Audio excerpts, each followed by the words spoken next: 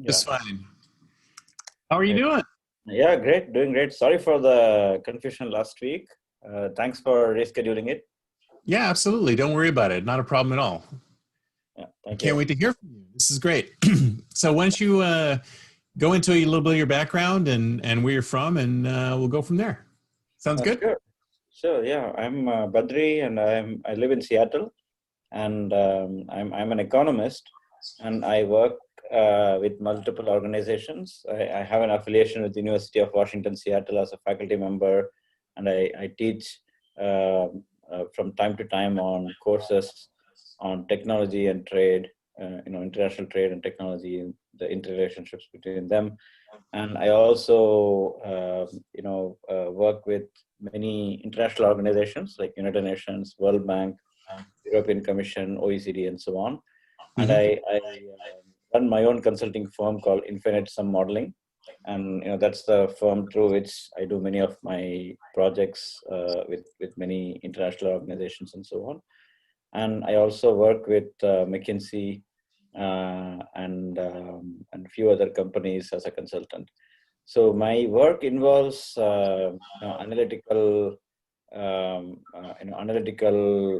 thinking about different policies and strategies. Hmm. And I'm quite diversified in a sense because I work on a wide range of topics and wide range of sectors. But broadly, my strength is the ability to understand problems that we're thinking about and come up with some quantitative methodologies using data analytics and so on, and solve the problems and basically try to understand the problems and come up with some alternative solutions. So that's my broad area. But in terms of topics, I worked on international trade, technological change and new technologies, disruptive technologies, energy, environment, labor, public health, and so on. Hmm. So, and geographically, I worked pretty much across the world. I worked on many different countries across the world. So that's a brief, introduction, and look forward to more discussions today. Excellent. Excellent. So the first thing you mentioned was the effect of COVID on the economy. So, I mean, as an economist, I mean, how long have you, I mean, what drove you into becoming an economist? What made you excited about being economics? So my undergrad was in engineering, and I hail from southern part of India, South India, where a large number of people, almost everyone who is good academically, pursues an engineering degree. So if you're an average or You're above sort of average an student. outlier if you're doing economics as opposed to technology, right? Exactly. So the yeah, that's what that's how I started my career. I did my undergrad in engineering technology, and then I while doing it, I while I was quite excited, I learned a lot in engineering. I did a lot of coding, programming, and learned a lot about missions because I was my main my major was textile technology, so I was focusing Mhm. on different types of missions and so on. But at the same time, I had a quest for bigger, thinking about bigger picture. What happens at a higher level. Whatever I've been doing as an engineer, as a manager, how would it be if I think about me as a data point from an elevation. And I also had examined the industry, manufacturing sector in India quite deeply, from a technology point of view. Like I was trying to understand what are the technologies there, how do they compare with the global developments, and typically, if you look at many of the trade magazines, which are typically written by managers and technology enthusiasts and so on, they mostly write things like pretty very sweeping things, like they say the Indian industry is technologically not advanced like rest of the world, or the government hasn't been providing enough subsidies. There are many sweeping statements, and I try to understand the truth behind those statements, and then I realized that it's actually not technology alone that can ensure prosperity and well-being of even a particular industry. Not about not I'm not even talking about people at large, But even for an industry to succeed, it's not only technology that has to be good. There has to be other facilitating, environment, which mainly, constitutes the public policy environment.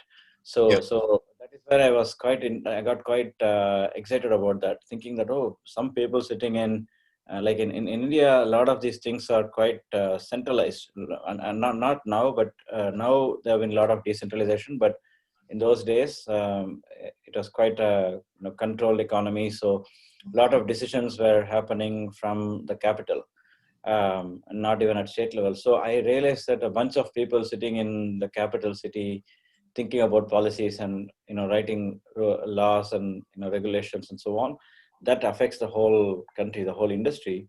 Even though you may have human resources, you may have people who can contribute, and you may even have people to invest money.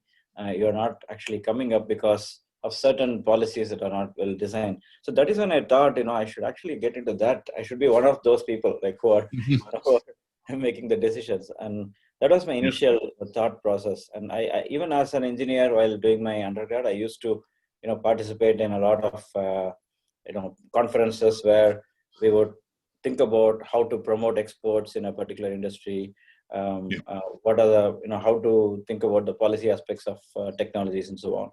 So I was Mhm. quite tuned into that from the beginning, out of self-interest, and then I decided to pursue my PhD in economics, and that again, one can ask, why economics and why PhD. So my first thinking was an MBA. I thought maybe I should do an MBA and become a manager, but Mhm. somehow my personality at that point, I felt like I'm more of a thinker.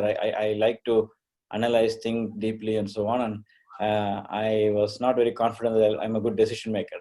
I can inform decisions. I can think about it. I can do deep analysis, but I didn't know. Yeah. So I was kind of thinking that I should become an expert in something rather than being like somebody who knows a little bit of many things, Mhm. and still contribute to policy. And that's why I thought economics is a good kind of continuum between what I did in technology and engineering and what I wanted to become, like a policy analyst.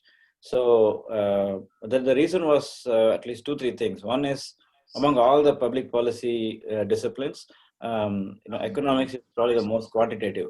And Mhm. given my engineering background, I was always in love with numbers and programming and so on. So economics was the closest I could get in that direction.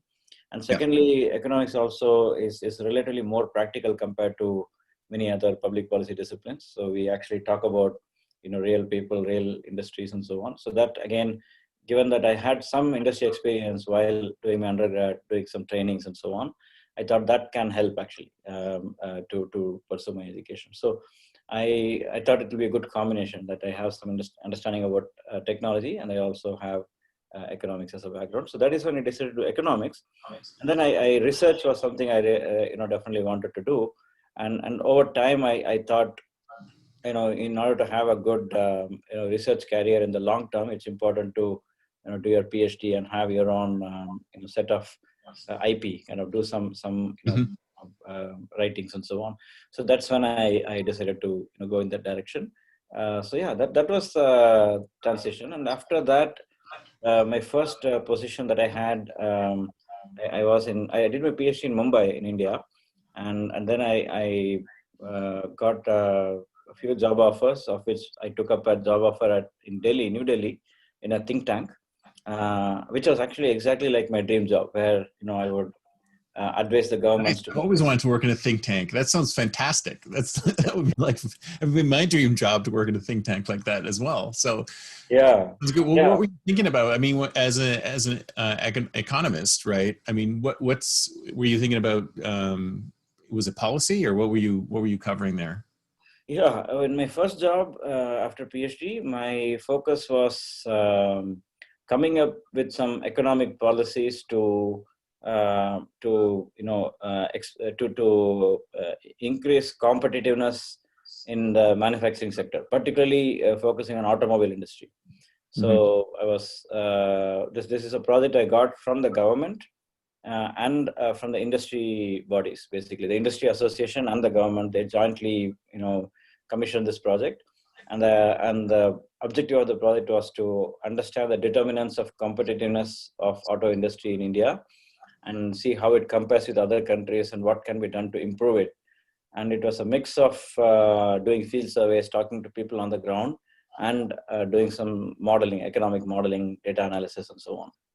So it came up with some policy implications, particularly related to trade policy, how the imports should be, import tariffs should be reduced so as to make the domestic industry competitive, and how the government should incentivize research and development, R&D, and also encourage foreign investment, and particularly tie foreign investment with technology transfer. So if you just have foreign investment coming in but not transferring technology, that's not going to help the country in the long term. So those kind of things. We had a bunch of things which we proposed to the government, and actually some of them were implemented eventually. So that was a good feeling. Like, you did some analysis, you presented it to the government, and they took it seriously. So that what's was your my very first assignment. Yeah. What do you feel is the biggest difference between the economic side and the technology side? Because so many technologists feel that technology is always the answer, right? But technology is never the answer, because technology will do what you need it to do, right? As far as I'm concerned, technology has the answer, but it's the implementation of the technology and convincing people that the technology will provide the solution is the biggest issue, right? That's very true. And even for, I think technology is very powerful. And even for technology to be successful in what it intends to do, you need policy environment. Just recently, just like last week, I finished a study with Google on regulations in the EU, which are coming up right now. They are talking about some stringent regulations on ex ante. It's kind of like, very roughly speaking, you can think of it like guilty until proven kind of regulations. So you're always treated with some kind of suspicion and stringency.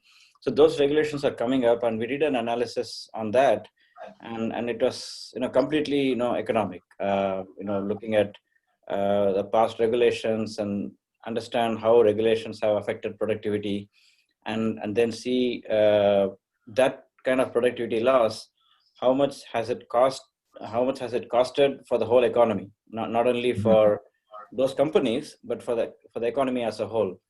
And then it helps putting things in perspective, and that can actually potentially, we don't know how much it's going to influence the policy, but it already has caught a lot of global media attention. A lot of people have looked at the study, and many of them like it, some of them don't like it, because there's always, it's also getting into the politics of it. There are some people who want stringent regulations, some don't like it. Whereas our study was more objective. We wanted to objectively look at it. If our study, our data had said that regulations increase productivity, we would have reported that. So we found that it actually reduces productivity, and we documented that. So I think this is a good example where it's kind of exactly at the intersection of technology and policy. And many times there is a gap between the two. Technologists, they can be super innovative, they can do many things, but if they don't have the support of policymakers, they can reach a dead end. They cannot go further. So they have to convince the policymakers that what we are doing is for the good for the country, for the world, and so on. And they have to think about other things like competition. If you take all the big technology companies, the major thing they are worried about is antitrust and competition policies and so on. So these are all like hardcore economic subjects. And they have, I think it's not, I'm not one of the few persons who's talking about it. It's kind of mainstream now. But if you take Amazon, for example, there are so many economists there.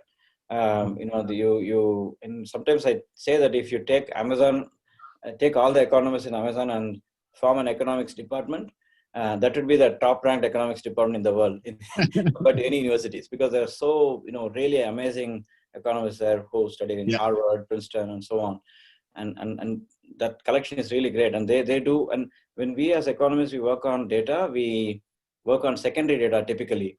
And if you work on primary data, it's usually some scanty data. You go to some part of the world and collect data.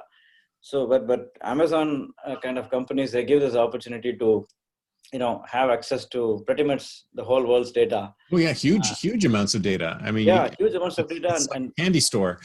yeah, and very great detail, and so you can Mhm. actually implement a lot of your deep technological economic theoretical knowledge and statistical knowledge along with some technological processes to Mhm. understand behavior and so on.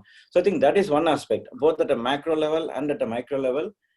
You need, like, Amazon is a good example of how economics has been used at a micro level for a technology firm. For example, a lot Mhm. of pricing, recommendation systems and so on, they have economics behind them, economic models behind them.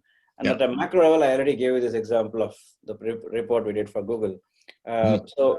You have all these things, and this is one part of it. The other part of it is the policymakers also think the other way around. They think, okay, we can do everything, we can control everything, we can, like, whatever we do is going to determine Yeah. everything. That's partly true. At the end of the day, if they make a bad decision, everyone has to suffer, or if they make a good decision, everyone is But going to prosper. But they have to understand technology, right? So without understanding, they cannot come up with good policies. mhm. So I can give you one example. I recently, like last year, I have some good friends in the U.S. government in the Department of Agriculture. I met one of my friends there. He's a pretty senior person there, and he was actually. I had told him that apart from the usual economic analysis that I always do, I'm also into technology now. I'm advising many startups and so on. Then I was telling him about blockchain, how blockchain is quite revolutionary and so on.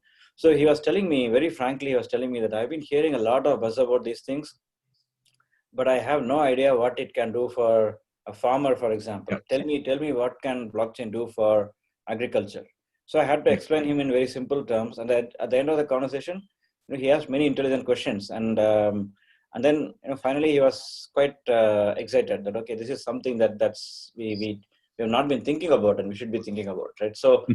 I think that's that gap exists. Like I told you earlier about how the technology firms, if they don't do economic thinking at micro and macro level, they cannot succeed. The same with the policymakers. If they don't think about technology, they don't understand at least at the high level what is what is AI, what is blockchain and so on. Yeah. It's going to be difficult for them to implement policies. Otherwise, it's going to become, people are going to be driven by emotions. Like, for Yeah. example, a lot of people think that AI can steal jobs. So politicians can say, I'm here to protect jobs, so I'll Yeah. restrict AI. Right? So this is a very typical example of how emotions can overtake the reality. Yeah. So I think, yeah, I think that's how I feel like there is a role for economics in technology, technology and economics both. Uh, and I would say I would actually not. Be narrow-minded saying it's only economics. I'd probably say public policy and strategy as a whole. And economics plays a Mhm. crucial role there.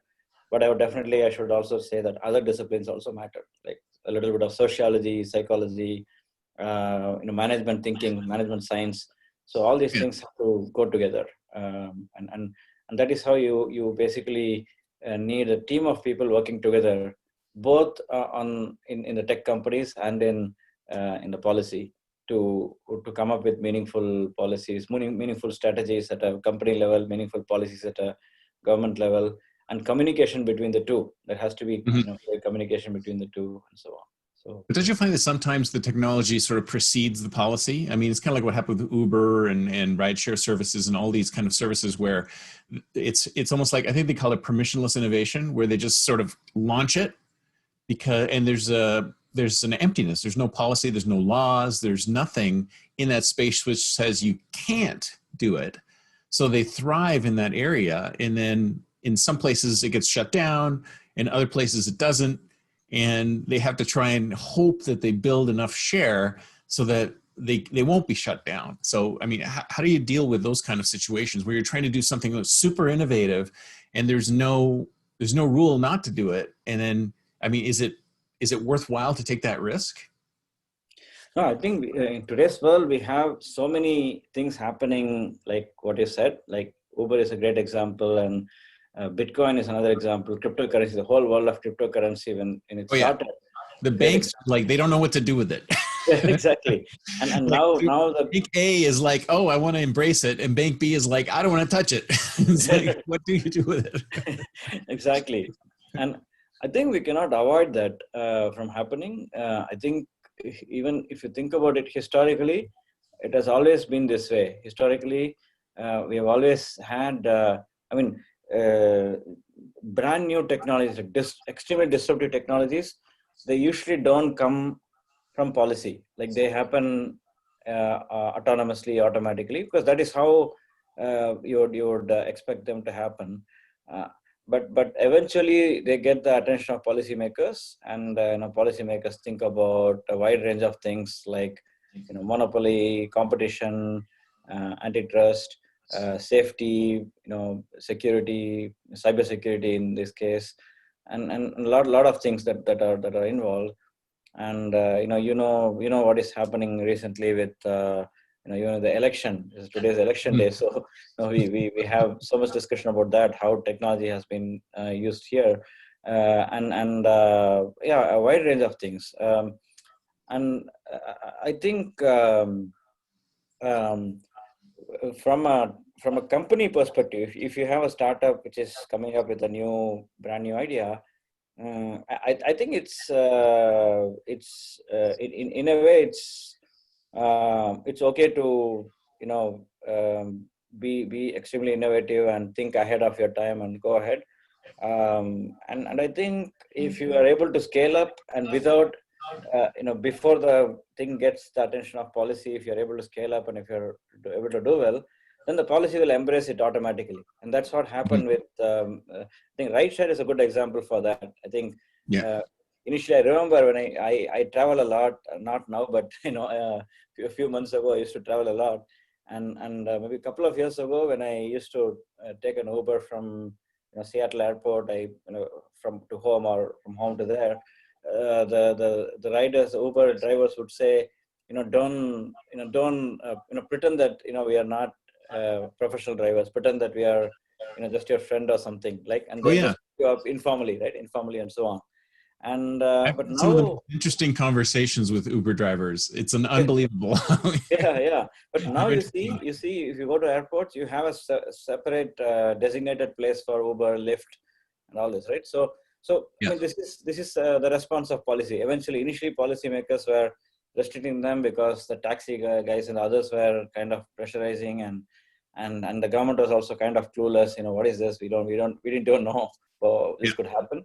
Eventually, they allowed it, and maybe Airbnb also might have had.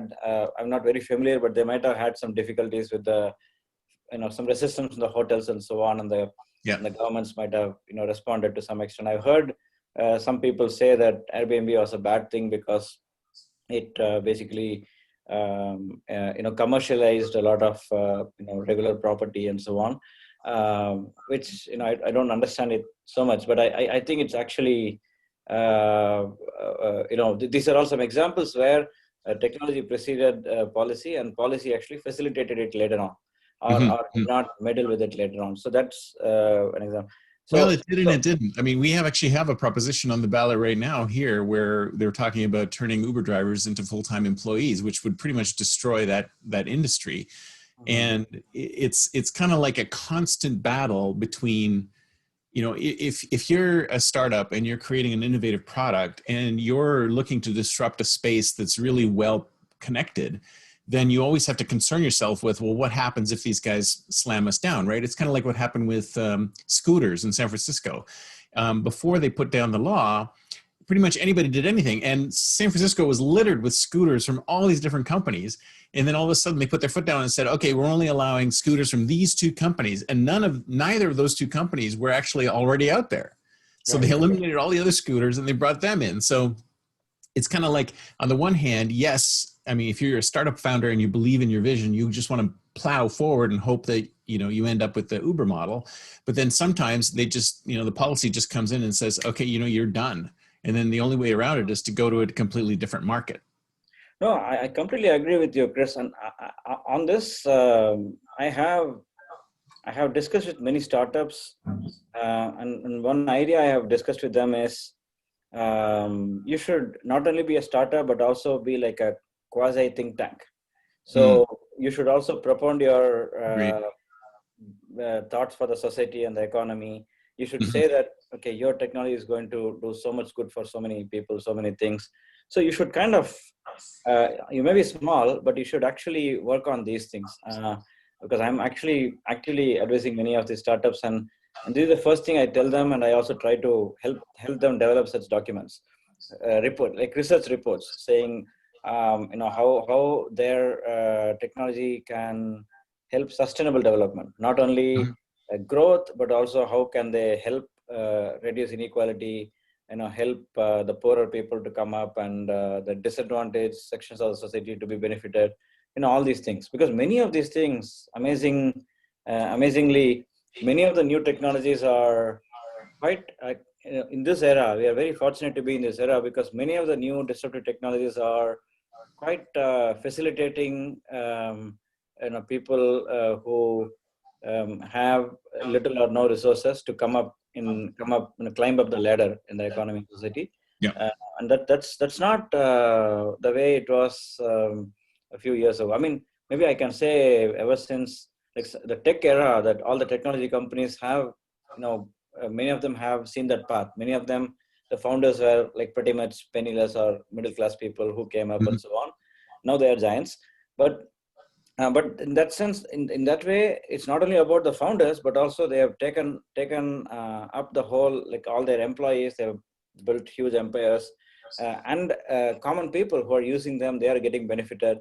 So I think it's a lot of facilitation of the whole society and economy of sustainable development. I think if they keep doing that, that can actually kind of pre-answer the questions that the policymakers would ask later.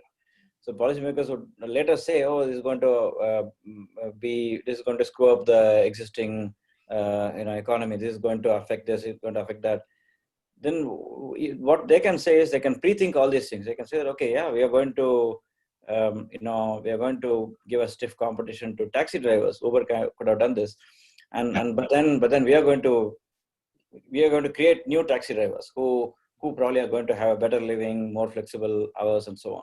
Right. Yeah. So and for people also can have a pleasant experience rather than dealing with a regular taxi driver.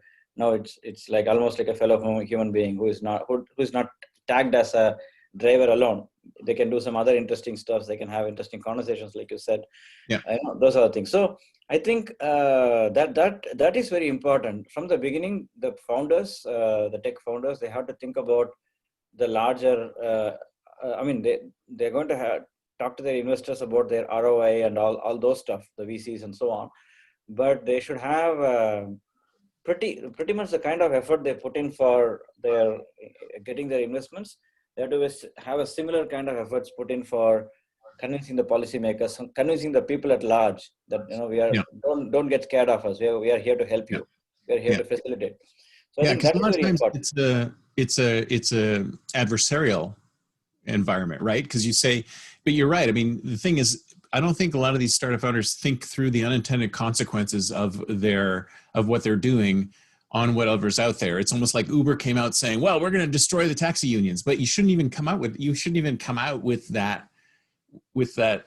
You have to work within the system and assist the system that's already there. So if they had thought that thing through, then they might have not been drummed out of this market or that market. It's the same with Airbnb. And I think a lot of these startups, they start off with, how can we improve people's lives, right? Exactly. So both the drivers and people who are taking the rides. But they don't think through the extended possibilities is that, yes, we're disrupting an existing market. And it's like, yes, that market needs to die. No, it doesn't need to be adversarial. You have to say, okay, how can we work with that market so that we can slide into this? And then if you think about it, the policymakers will say, okay, you guys are working together, then, for an equitable solution, instead of we're trying to destroy that market or disrupt that market. Yeah, I completely agree with you, Chris. In fact, you reminded me of a very favorite thing that I like, which is, many of us are tuned to think in zero-sum terms. We think like one's loss is another's gain, but actually, the sum of finite successes may actually be infinite. So that is how we named our consulting firm. We named it Infinite Sum. So basically, it's So I think that's the way I usually think about it. I usually never think of anyone as a competitor. I always think of how to collaborate with someone, how to help them, how to explore synergies.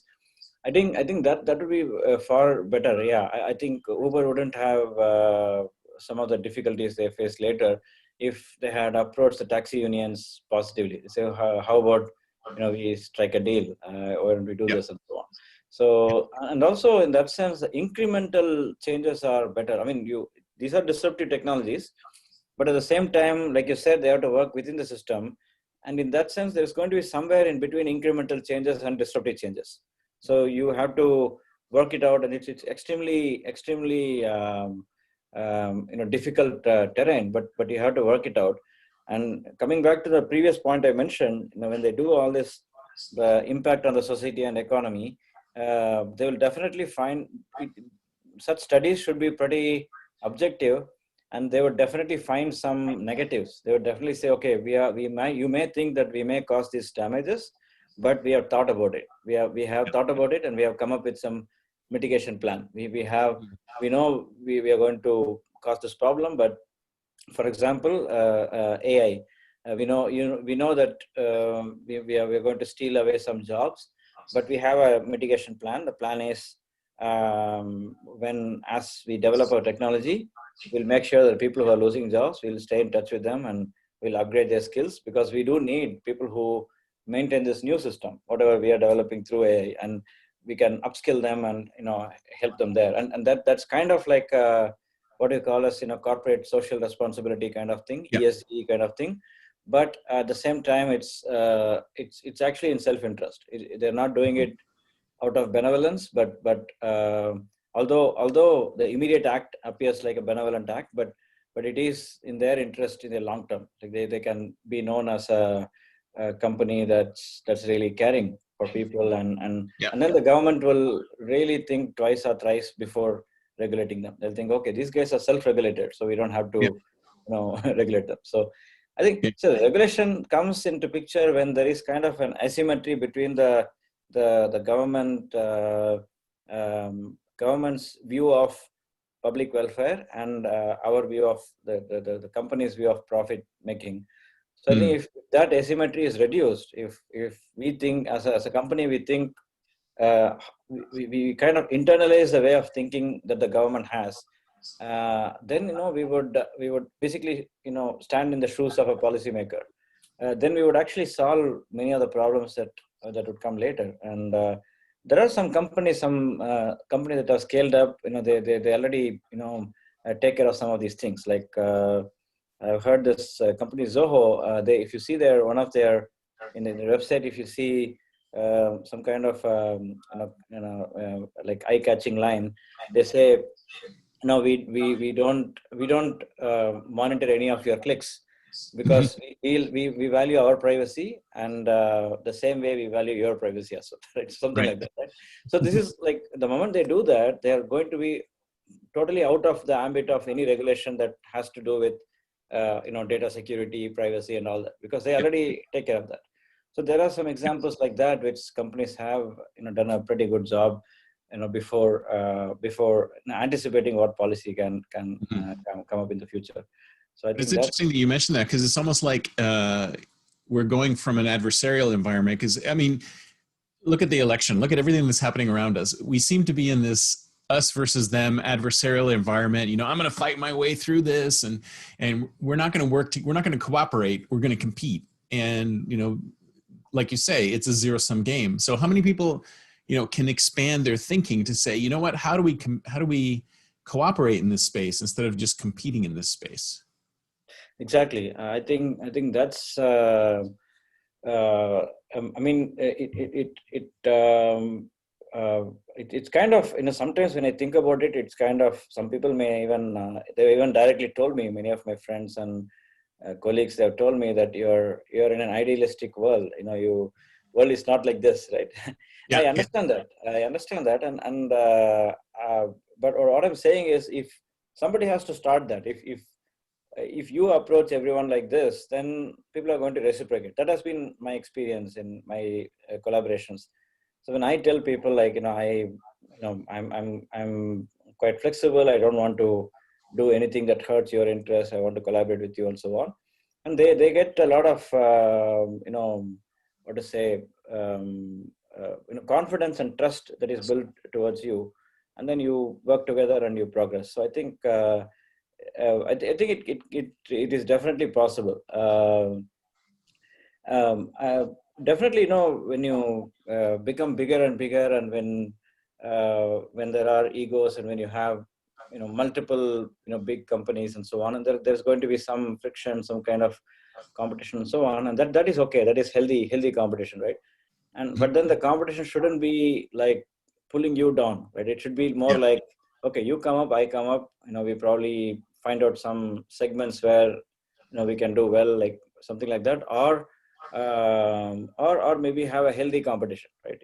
Okay, Mhm. I've improved this, I improved my efficiency, you can also improve if you want, rather than going in kind of rogue ways and trying to kind of kill the other company and so on.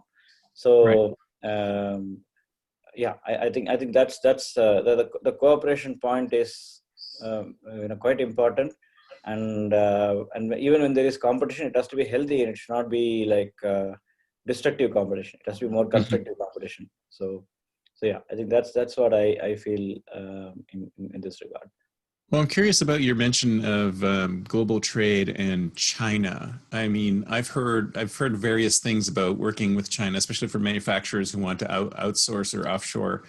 Is that a bad idea? Is it a good idea? Because I've heard that it's bad idea because you have to concern yourself with IP, et cetera. But do you have any other thoughts on that? Yeah, yeah, sure. And I've worked closely with Chinese, and we also have a team there in my own consulting firm.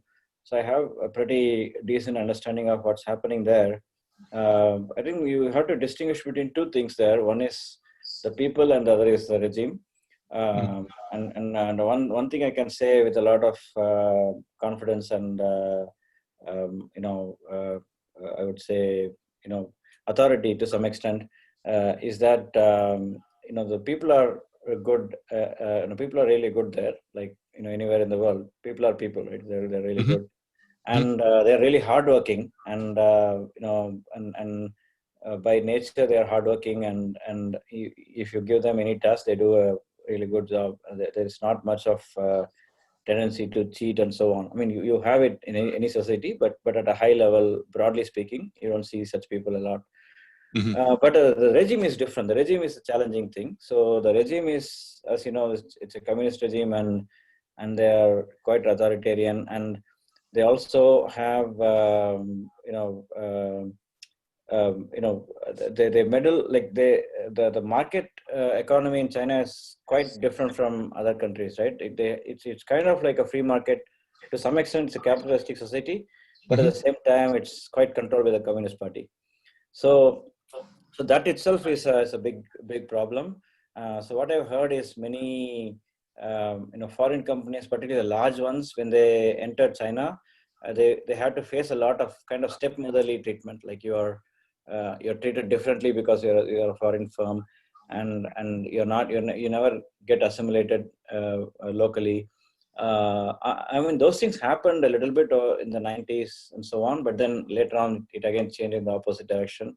The local Mhm. firms, and as you already know, all of us know how Google is censored there, and many of the pretty much all the US based tech firms are, they don't have much of a presence there, and that's how they develop their own technology industry. So I think these are some problems, and there are also, like, these are like industry to industry problems. These are like proper industry problems, but there are Mhm. also high level issues, as you also mentioned about security. There is a lot of tendency to take away your IP and so on, and then there is also yes, security issue. IP is more of a, again an industry, a business issue, but there is Mhm. also security issue where it becomes more of a government to government issue. There is a Right. possibility of stealing the data from here and so on, Right.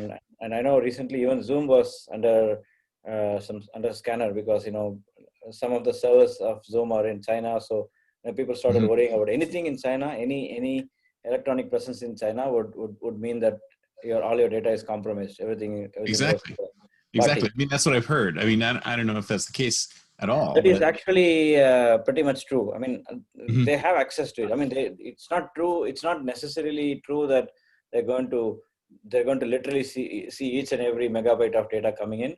But Right. if they want, they can do that. They have access to Mhm. it. So that's the idea. So they can actually identify if there is a conference call between the president and defense secretary in Right. Zoom, and they can actually find it out. Okay, this is a Oh, line. Let's go and look into it, right? So I think that is definitely that's a problem. And also I've also heard that I've worked with some drone companies, and I've heard from them that the drones manufactured in China is popular in many parts of the world, and they mhm. also do some of these things. They have the information they collect is not free from transmission to China, and Mhm. that can cause ramifications. So I think those problems exist, and more recently, the current regime in China, they have been also been quite you know um, expansionist in nature. They have been encroaching the other countries' territories and so on. So that is another major problem, and US is actually supporting those countries against China. So Mhm. that is more of a strategic issue, and that actually has ramifications in terms of industry, because this has led to many countries, moving away their companies from China to these other countries, and that's a major. Uh, it all started with COVID, thinking that since China was the main spot initially, people thought we should not rely on China anymore because the supply chain got disrupted. Mm. So many of them started changing their locations from China to other countries. Then we saw the whole world suffered, and Yeah. then we have this narrative that China had this early. They could have prevented it from going abroad, and they didn't do it. And so there are a lot of conspiracy theories there, and I think some of them could be true as well. So, and that's why many countries are actually working on moving away from China. So in that sense, Robert, I think even if you're a small company, it's probably not a great idea to work with China, because of all these high level right. changes, the policy That's changes. good because I was just about to ask you that. Mm. 'Cause I actually gave that advice. So we had a startup checkup with a company, a French company that was looking at starting to manufacture in China to reduce costs. And I said, well, you've got to concern yourself with your IP because it was brand new. But that was a couple of years ago. So today, the same thing exists, but now you're telling me that there's also issues with supply chain.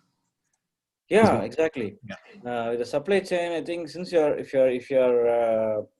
for example, you're manufacturing a car here and you're dependent on some engine parts from China, and Mm.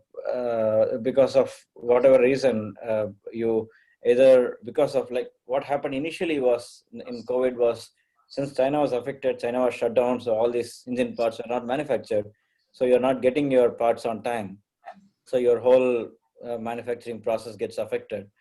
But Mhm. what happens later is, if you think about all this PPE and other stuff, you also see that a lot of these devices exported from China, testing devices, PPE, masks, and so on, many of them are defective as well. So that is another aspect, which Mm.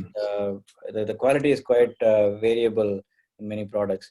In general, my experience or opinion about China, by discussing with many of my friends and colleagues in the business, is that they have a differential view when it comes to exporting. So if Mm. they're exporting something to US, it will be of high quality.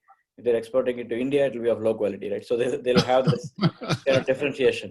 That's So they, terrible.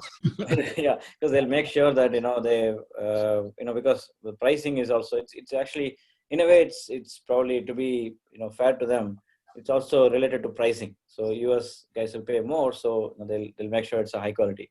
Yeah. So that's it. But I think now what I hear is, particularly during COVID, I think it's the quality is quite variant. Mm. So I think that's these are other problems. The supply chain, lack of ability to depend on them, and so on. But I think these are all, I've been talking mostly the negative aspects, but the realistic thing is we are all dependent on China a lot.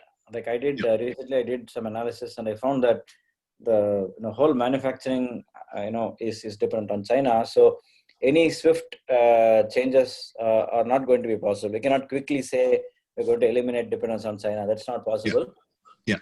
It's going to take a lot of time, and it's also going to take a lot of pain because we are accustomed to cheaper products from China, and now if you are substituting, we are definitely going to see higher prices.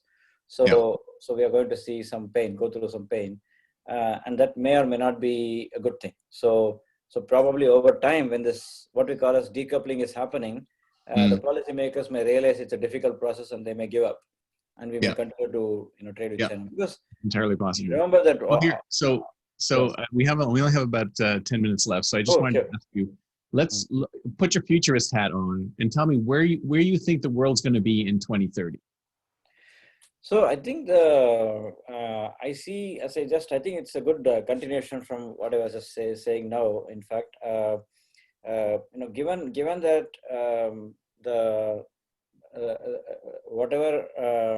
however the world is today is the outcome or the result of various permutations and combinations of policies across the world that happened over time.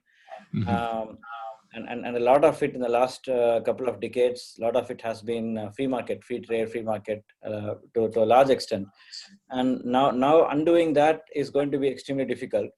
But we see many countries like US, UK, and many other European countries and Asian countries. They have been increasing tariffs and so on. So the trade is going to become less and less important across the world. This is also going to be facilitated by technologies. So far I'm talking about policy, but coming back to technology, I think, for example, AI, robotics, and so on, these technologies are going to make sure that China is not needed. You don't need cheap labor. You can make things as as high a cost or as low a cost as you produce in China. Similarly, 3D printing. Those sophisticated 3D printers. I mean, can't things be made locally? So, I mean, where's that? Is that going to be here in 2030? Are we going to have?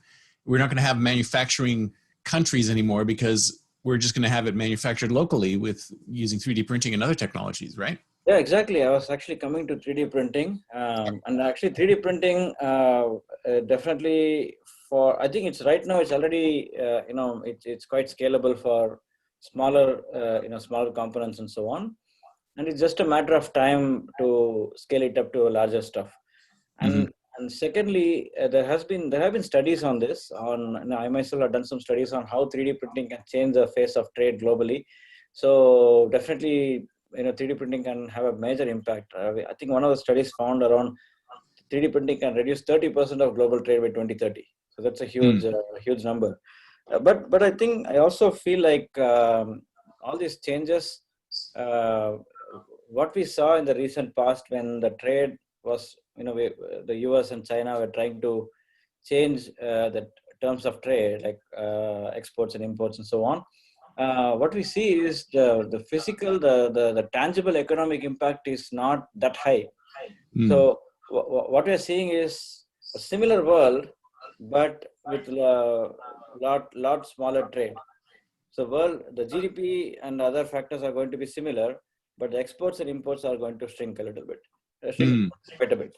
So that's the kind of world we are expecting in by 2030. But I think the trade for you can imagine that 3D printers are great, but they still need raw materials, right?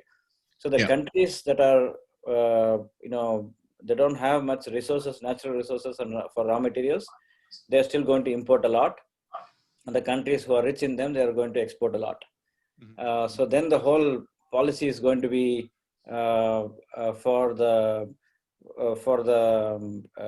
like, if you think about countries like in the Middle Eastern countries, they have a lot of resources, but they don't have a lot of manufacturing capacity. So I think for them, it can be a game changer. They have been, for many decades, they have been working on diversification and improving their industries. And I've also worked a lot with those governments. And I think with this 3D printing and AI robotics, the combination of the entire industry 4.0 and so on, maybe they can also start manufacturing. And in that sense, there is also likely to be a tension between the raw material exporters for them to be exporting or to just exporting raw materials, or they can actually ban or reduce the exports of raw materials, and rather they can value add and export the manufactured products. Right. But they will have to compete with other countries because they also can manufacture. So there is going to be these kind of new types of policy challenges in the future of global economy. And in terms of other aspects, like what's going to happen to employment and social security, financial inclusion. So those are all big question marks.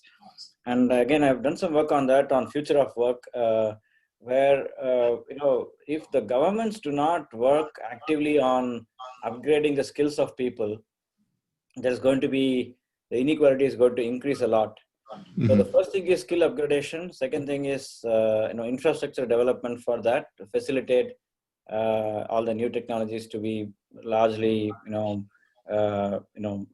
implementable. And thirdly, there is always going to be some people who don't fit into this new world, right?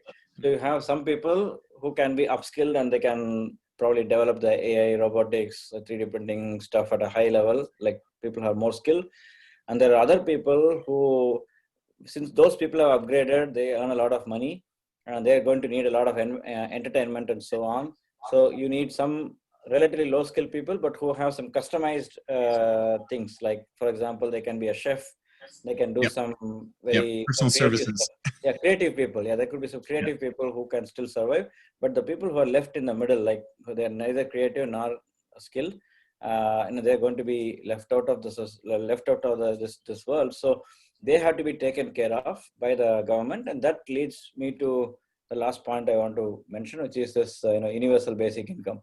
So the government should make sure that the people shouldn't worry about food, clothing, and shelter. So people should have that much self-sufficiency, even if they don't have any job. They should have this much, and there's a lot of different ways of doing that. One is just give them some income and let them take care of it, or give them food, shelter, and clothing, so that we don't have to give any money.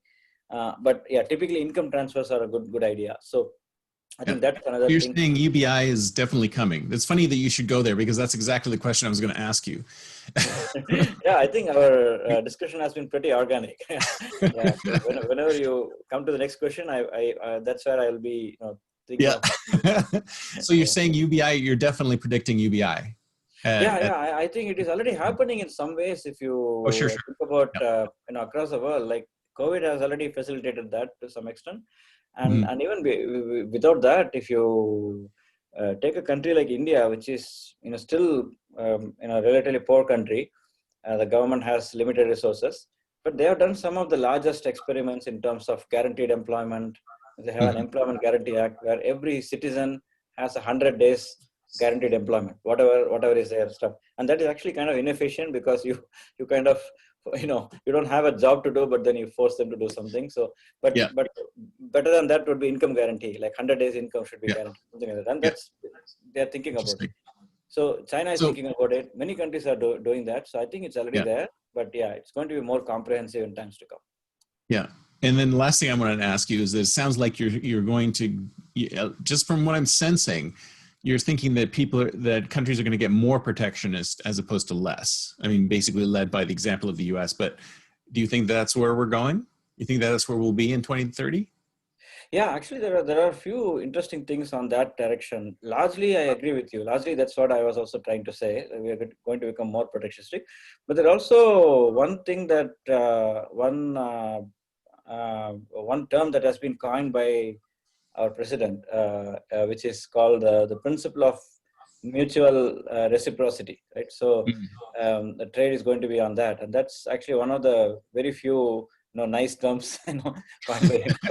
So and that is quite true. And if you take Brexit, for example, uh, uh, I've been working closely with the UK government as well, and I feel like they are not necessarily protectionistic.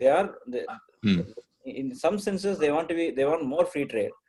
And with being part of EU, the ability to have more free trade is restricted because UK as a country has ruled the whole world, and they have links with many of these Commonwealth countries, and it's easy for them to have trade deals with all these countries.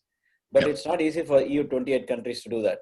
And UK was feeling a bit suffocated on that, and now they're already clinching a lot of deals. They already signed 3-4 deals with many countries, and the US UK deal is being negotiated, and so on. So I think it's going to be a realignment of global economy. So you're going to have a bunch of countries that are going to trade more with each other, and this bunch of countries is going to be isolated from the other bunches of countries. So the world is going to be divided into blocks, Yeah.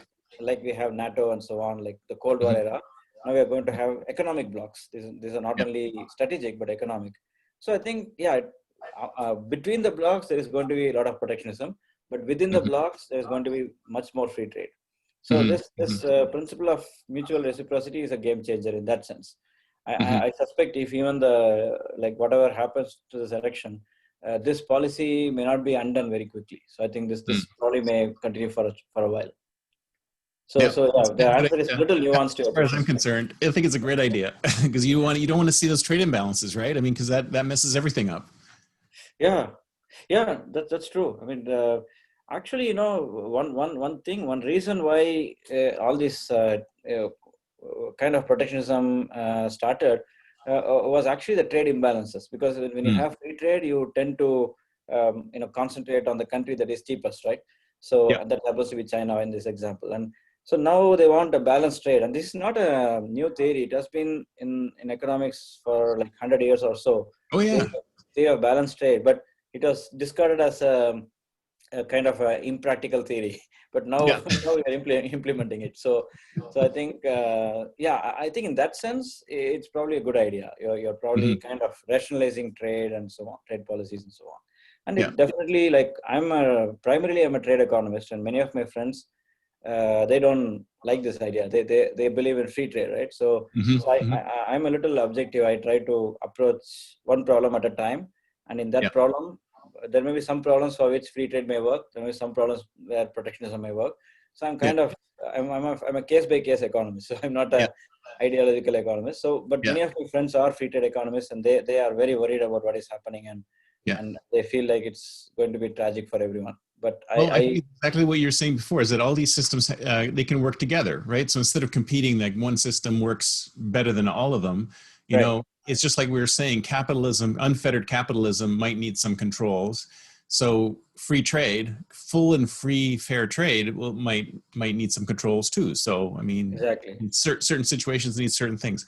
And unfortunately, we're getting to the end of time. So I just wanted to, this has been fantastic. I love this discussion. So can you tell people how to get in touch with you if they'd like to continue the conversation?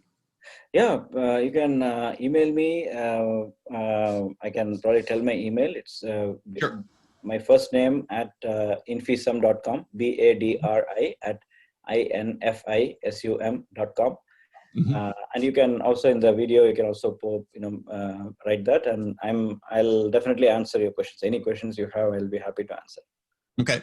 Well, I'll definitely add your contact information to this, and people can contact you directly. But thanks a lot. This has been a great conversation. Thank you so much.